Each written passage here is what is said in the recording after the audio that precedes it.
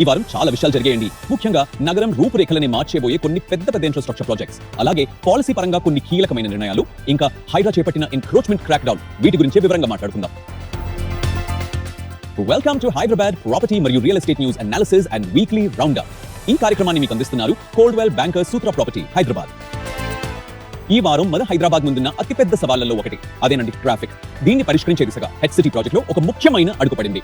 అసలు ఈ హైదరాబాద్ ట్రాఫిక్ కి ఎండ్ కార్డ్ ఎప్పుడు పడుతుంది? మనందరి మధ్యలో ఇదే కదా ప్రశ్న. అయితే ఈ వారంలో కొన్ని పెద్ద ప్రాజెక్టులకి గ్రీన్ సిగ్నల్ పడుతుందో దీనికి సమాధానాలు దొరికేలా కనిపిస్తున్నాయి. సో అసలు విషయం ఏంటంటే హెడ్ సిటీ ప్రాజెక్ట్ కోసం ఏకంగా 3,290 కోట్లు కేటాయించారు. ఇది కేవలం స్టార్టింగ్ ఫండ్స్ మాత్రమే. దీని ముఖ్య ఉద్దేశం ఏంటంటే సిగ్నల్ ఫ్రీ కారిడార్లు క్రియేట్ చేయడం. అంటే ఇక సిగ్నల్ దగ్గర గంటల తరబడి వెయిట్ చేసే పని ఉండదన్నమాట.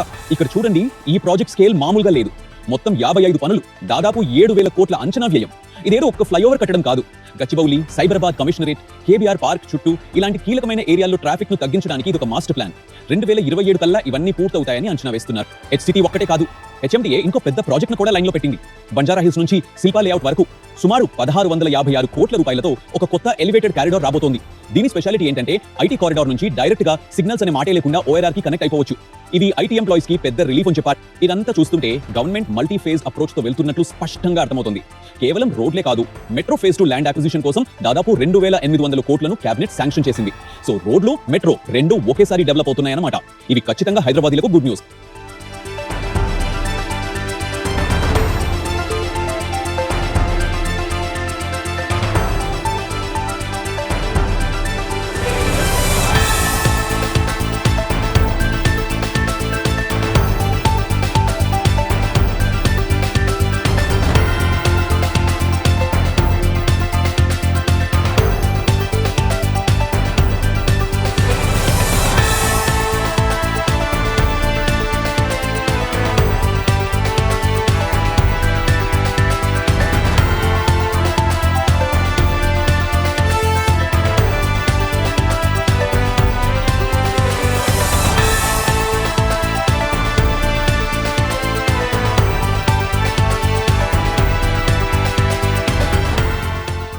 సరే, ఇంత పెద్ద ఇన్ఫ్రాస్ట్రక్చర్ కడుతున్నప్పుడు దానికి బేస్ ఏంటి? సరి అయిన గవర్నెన్స్, ల్యాండ్ మేనేజ్మెంట్. ఈ వారం దీనిపైన కూడా చాలా ఫోకస్ జరిగింది. ఆ డీటెయిల్స్ ఏంటో చూద్దాం. ఓకే, ముందుగా గాజుల రామారం విషయం చూద్దాం. అక్కడ ఎప్పటి నుంచో ఆక్రమణలకు గురవుతున్న 318 ఎకరాల ప్రభుత్వ భూమిని గవర్నమెంట్ వెనక్కి తీసుకుంది. అంతేకాదు ఆ భూమిని స్కూల్స్, ఆర్టీసీ ఫెసిలిటీస్ లాంటి పబ్లిక్ అవసరాల కోసం కేటాయించింది. దీనివల్ల అక్కడ ఫ్యూచర్ లో ఎన్క్రోచ్మెంట్స్ జరగకుండా ఆపొచ్చు. అలాగే లోకల్ ప్రజలకు సౌకర్యాలు కూడా అందుతాయి. ఇక హెచ్ఎండిఏ విషయానికి వస్తే వాళ్ళు కూడా ఒక స్ట్రాటజిక్ మూవ్ వేశారు. వాళ్ళ మెయిన్ ఆఫీస్ ని హిస్టారిక్ పైగా ప్యాలెస్ కి షిఫ్ట్ చేస్తున్నారు. మరి పాత ఆఫీస్ సంగతి ఏంటి? అదేనండి, అమీర్పేట్లోని స్వర్ణ జయంతి కాంప్లెక్స్. దాన్ని కమర్షియల్ లేదా ఐటీ అవసరాలకు లీజ్ ఇస్తారట. అదొక ప్రైమ్ ప్రాపర్టీ కాబట్టి దాని ద్వారా వచ్చే రెవెన్యూని సిటీ డెవలప్మెంట్ కోసం వాడొచ్చు అనమాట. మంచి ప్లానే కదా. అయితే ఇక్కడే ఒక ముఖ్యమైన ప్రశ్న తలెత్తుతోంది. హెచ్ఎండిఏ దగ్గర 1,000 కోట్ల విలువైన భూములు ఉన్నాయి కదా, మరి వాటికి జియో ట్యాగింగ్ ఎక్కడ? మోడర్న్ టెక్నాలజీతో ఈ భూముల్ని ప్రొటెక్ట్ చేసే ప్రపోజల్ ఎందుకు ముందుకు సాగట్లేదు? ఇది ఆలోచించాల్సిన విషయమే. ఈ జియో ట్యాగింగ్ ఎంత అవసరమో చెప్పడానికి బెస్ట్ ఎగ్జాంపుల్ బాలానగర్లోని ఐటీపీఎల్ ల్యాండ్ ఇష్యూ. అక్కడ దాదాపు 14 ఎకరాల భూమి విషయంలో ఏకంగా 11 మందిపై ఎఫ్ఐఆర్ ఫైల్ అయింది. ఆరోపణలు ఎదుర్కొంటున్న వారిలో ఐటీపీఎల్, నిపర్ అధికారులు కూడా ఉన్నారు. చూసారా, ల్యాండ్ మేనేజ్మెంట్ ఇష్యూస్ ఇంకా ఉన్నాయనడానికి ఇదే సాక్ష్యం.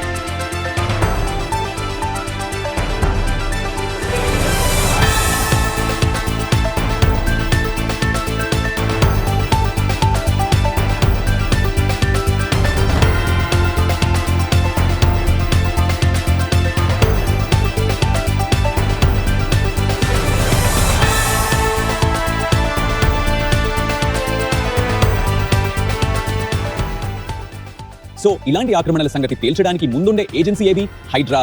ఈ వారం హైడ్రా చాలా యాక్టివ్ గా ఉంది. దాన్ని మనం ఆపరేషన్ ల్యాండ్ ప్రొటెక్షన్ అని కూడా అనొచ్చు. వాళ్ళు ఏం చేశారో చూద్దాం. ఈ వారం హైదరా కబ్జాదారులపై ఉక్కుపాదం మోపింది. సిటీ అంతటా స్పెషల్ డ్రైవ్స్ నిర్వహించి అక్రమంగా కబ్జా చేసిన విలువైన ప్రభుత్వ భూములను తిరిగి స్వాధీనం చేసుకుంది. వారం మొత్తం వీళ్ళు చాలా సిస్టమేటిక్ గా పనిచేశారు. సోమవారం ఘట్కేసర్లో 6 ఎకరాలకు పైగా గవర్నమెంట్ ల్యాండ్, మంగళవారం బాచుపల్లిలో 2 ఎకరాలకు పైగా పార్క్ ల్యాండ్, గురువారం గచ్చిబౌలిలో 2500 స్క్వేర్ యార్డ్స్ పబ్లిక్ పార్క్, శుక్రవారం కూకట్పల్లిలో 3300 స్క్వేర్ యార్డ్స్ పార్క్, ఇలా వరుసగా ఆక్రమణల్ని తొలగించారు. ఇది ఖచ్చితంగా ఎన్క్రోచర్స్ కి ఒక స్ట్రాంగ్ మెసేజ్ పంపినట్టే. అయితే హైడ్రాకి ఈ వారమంతా సాఫీగా సాగలేదు. బతుకమ్మకుంట చెరువు విషయంలో ఒక కోర్టు ధిక్కార కేసులో హైకోర్టు హైడ్రా చీఫ్ కి సీరియస్ వార్నింగ్ ఇచ్చింది. మీరు పబ్లిక్ కోసం, గ్యాలరీ కోసం ఆడొచ్చు, కానీ కోర్టు దగ్గర కాదు అని ఘాటుగా వ్యాఖ్యానించింది.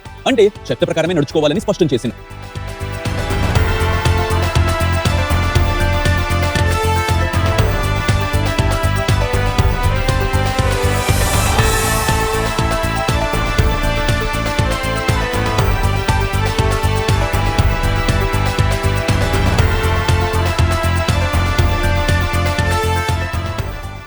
సరే, ఈ ఎన్ఫోర్స్మెంట్, ల్యాండ్ రికవరీ ఇవన్నీ ఎందుకు?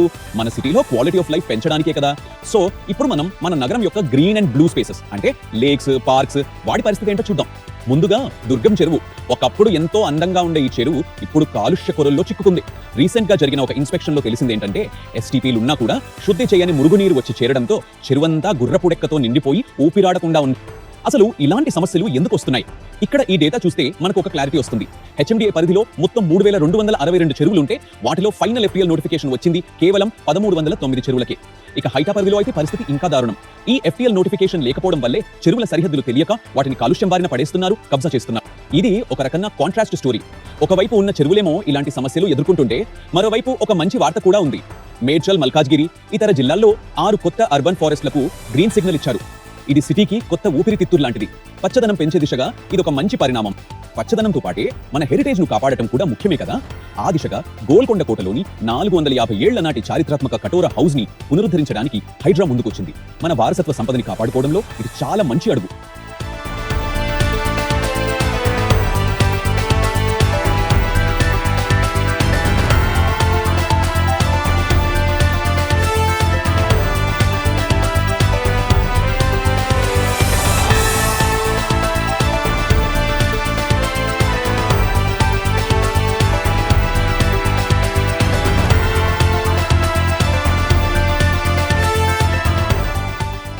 రైట్, ఇన్ని విషయాలు జరిగాయి కదా ఈ వారం. సో ఫైనల్ గా ఇన్వెస్టర్స్ కి అలాగే రెసిడెంట్స్ కి కీ టేక్అవేస్ ఏంటి ఒక్కసారి సమరైజ్ చేసుకుందాం. ఓకే, ఓవరాల్ గా చూస్తే ఈ వారం కొన్ని మేజర్ డెవలప్మెంట్స్ జరిగాయి. ఒకటి, ఇన్ఫ్రాస్ట్రక్చర్ మీద భారీ ఫోకస్. హెచ్సిటీ మెట్రో ఫేజ్ 2 కోసం 6000 కోట్లకు పైగా కేటాయింపులు కనెక్టివిటీని పూర్తిగా మార్చేయనున్నాయి. 2, ల్యాండ్ గవర్నెన్స్. గవర్నమెంట్ భూముల విషయంలో ప్రొయాక్టివ్ గా ఉంది, కానీ జియో ట్యాగింగ్ లేకపోవడం ఒక risk factor.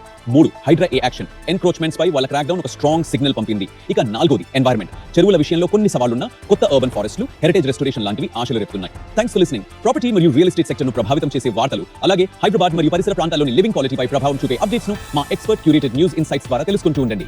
For additional details, you may refer to local newspapers.